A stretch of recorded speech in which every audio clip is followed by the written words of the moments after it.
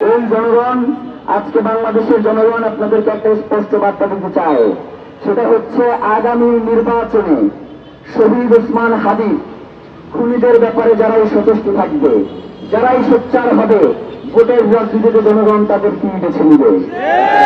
এটাকে যদি আপনারা মনে করেন শুধু কথার কথা, তাহলে একটু অপেক্ষা করেন, এবং দেখেন যে এই ভারতীয় আধিপত্যবাদের বিরুদ্ধে ইনসাফের এই লড়াইয়ের যে জনতা আপনাদেরকে ভোটের ময়দানে কি জবাব দেয় সেটার জন্য অপেক্ষা করেন।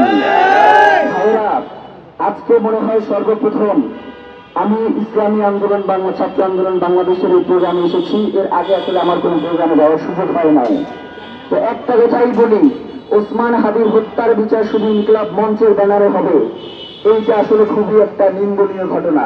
পুরো বাংলাদেশের জনতা যেভাবে ইসলামী আন্দোলন, জামাত ইসলামী, বিএনপি সহ বাংলাদেশের যত সংগঠন রয়েছে, তারা সবাই যদি শহীদ ওসমান হাদির হত্যার বিচারের দাবিতে সোচ্চার না হয়, তাহলে বাংলাদেশে যে ভারতীয় আধিপত্যবাদ, বাংলাদেশে যে সার্বভৌমত্বের লড়াই, বাংলাদেশের পতাকার দিকে যে বিদেশি সুগন্ধের যে চোখ, সেই চোখকে আমরা উঠে তুলতে পারবো না।